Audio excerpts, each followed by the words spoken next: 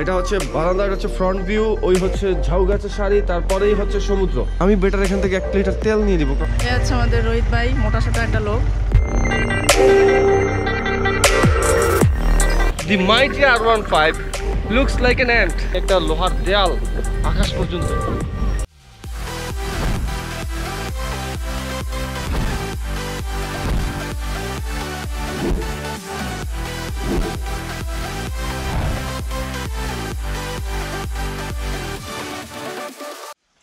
Good morning from পার্কি beach.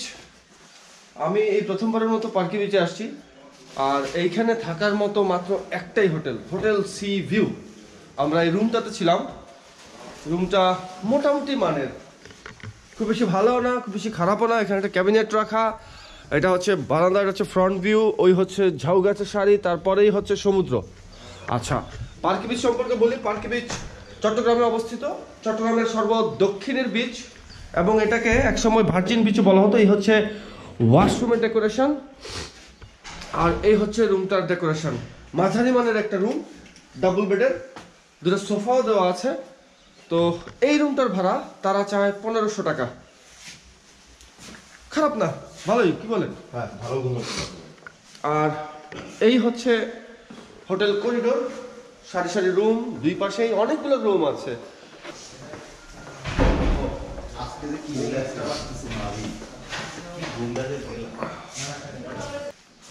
আমরা বেশ রাত করে এসে এখানে উঠেছি। রিপন ভাই রাত্রেবেলা আমাদের জন্য জাগনা ছিলেন, এবং রাতে ওনারা আমাদেরকে ডিনার করিয়েছেন।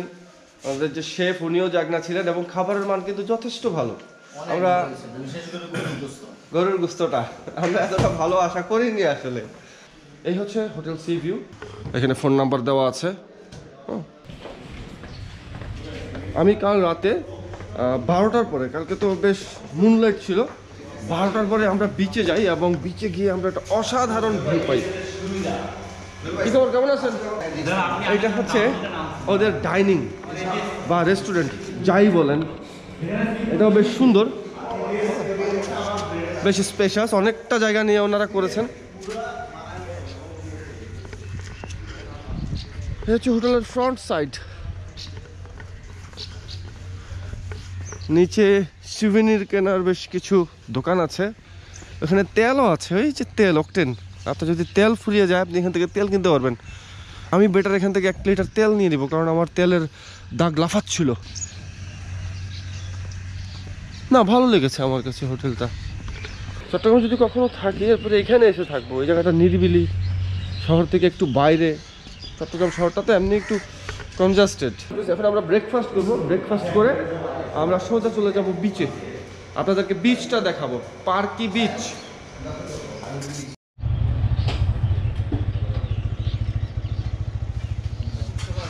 আপনারা এখন দেখছেন কিভাবে গলি থেকে বাইক বের করতে হয়। ফার্স্টে আছেন আমাদের ফরিদ ভাই, গালে একটা সিগারেট। আমাদের এক্সপার্ট ভাই আগেই বের হয়ে গিয়েছেন গলি থেকে।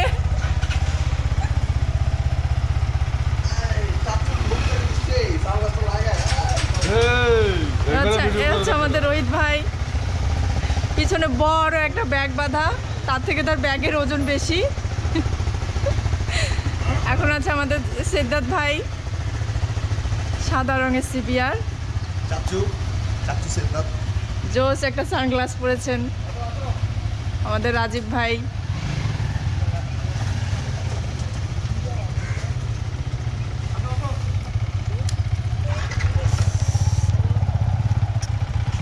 এ হচ্ছে আমাদের রোহিত ভাই, মোটা সোটা একটা লোক।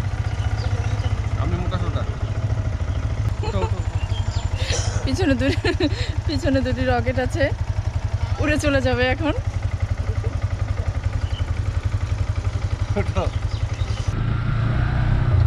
আমরা এখন যাচ্ছি সমুদ্র ভ্রমণে। এই যে সামনে ঝাউ গাছের শাড়ি, এটা দেখেই বোঝা যায় যে সমুদ্র খুব নিকটবর্তী।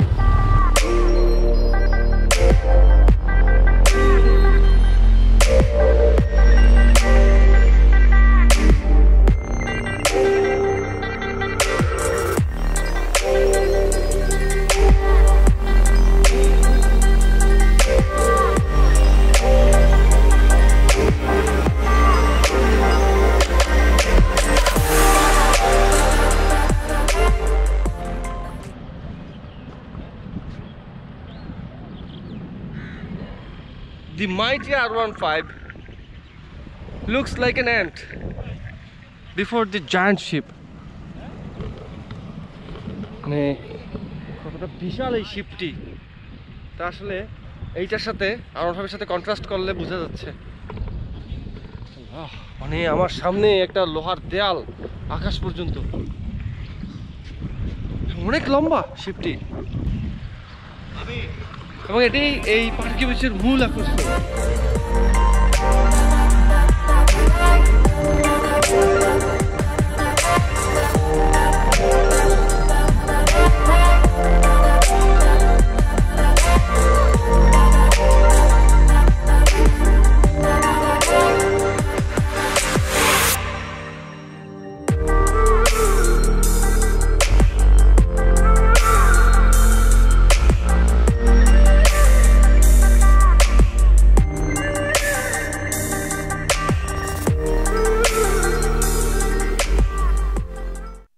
হয়ে গেছে রাজীব ভাই, কথা বলেন। ঠিক হয়ে যাবে।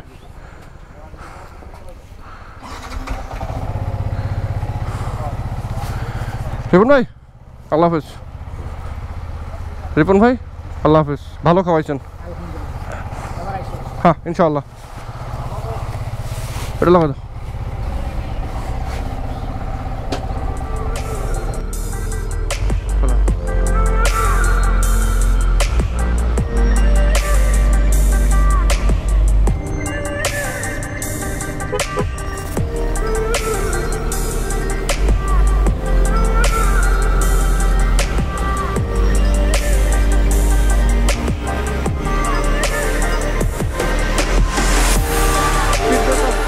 সবাই উঠছে?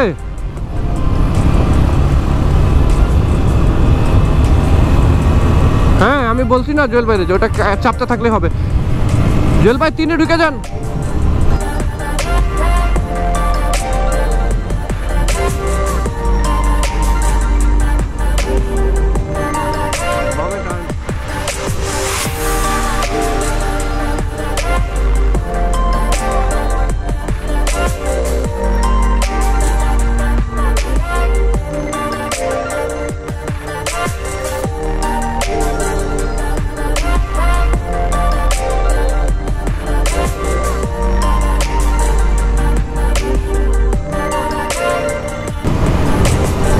ও এই রাস্তাটা খুবই সুন্দর।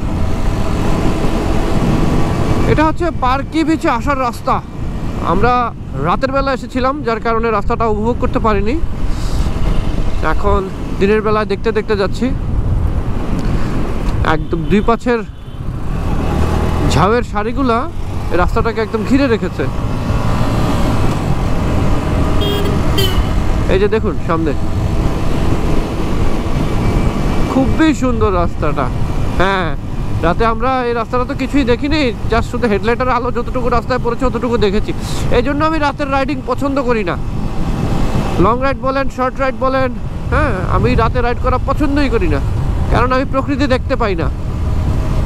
আমি তো ট্রাভেলার, আমি তো বাইক নিয়ে বেরিয়েছি দেখার জন্য, ঘোরার জন্য। আমি যদি ওই আমার হেডলাইটের ফোকাস যতটুকুতে পড়ে, রাস্তার পিচ, আমি যদি অতটুকু দেখতে দেখতে যাই, এটা তো হইল না। আমি সবুজ বাংলা দেখতে দেখতে যাব। ডানের গাছপালা, জঙ্গল, নদী নালা, খাল বিল, গাছপালা, পাখি, এগুলো সব দেখতে দেখতে যাব।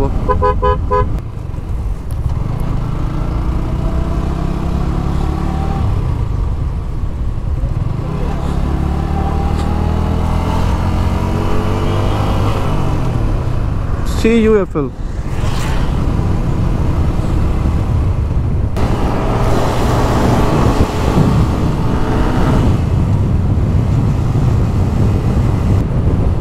সামনে বাস, বামে টার্ন, বামে টার্ন, বামে শার্প টার্ন।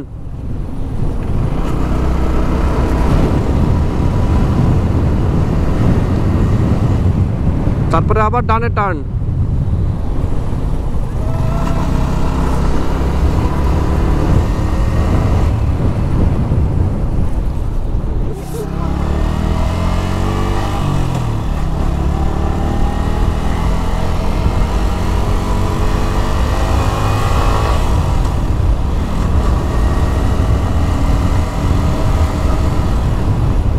সোজা গেলে হচ্ছে নদীর ঘাট, বুঝতে পারছেন?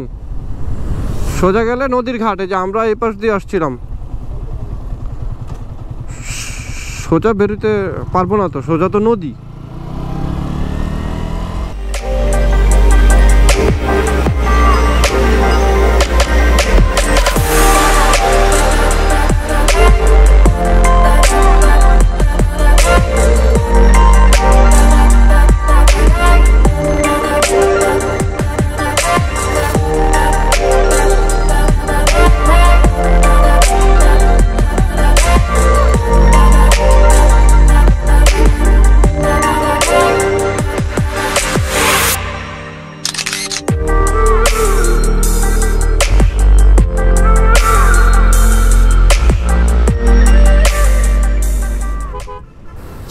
এবার চট্টগ্রাম ঢাকা মহাসড়ক ধরে ছুটে চলা। সেদিন রাস্তায় গাড়ির চাপ ছিল প্রচণ্ড। কিছু দূর আগানোর পরেই আমাদের কো রাইডার সেদ্দাত ভাই আমাদেরকে প্রস্তাব দিলেন বারুইয়ারহাটে তার বোনের শ্বশুর বাড়িতে যেন আমরা লাঞ্চ করে যাই। উল্টা ভ্যান আসতেছে।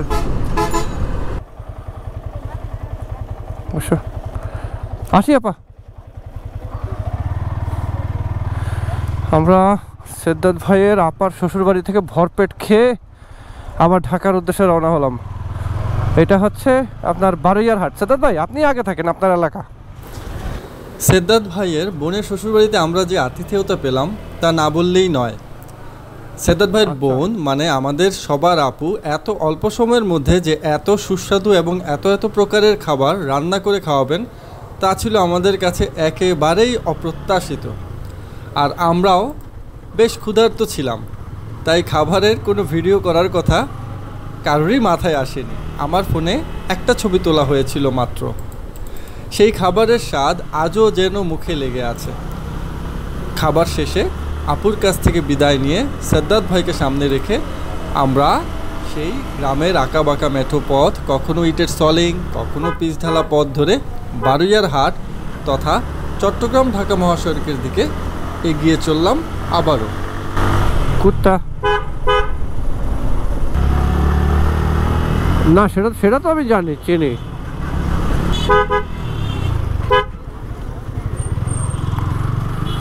চলুন খাগড়াছড়ি জায়গা।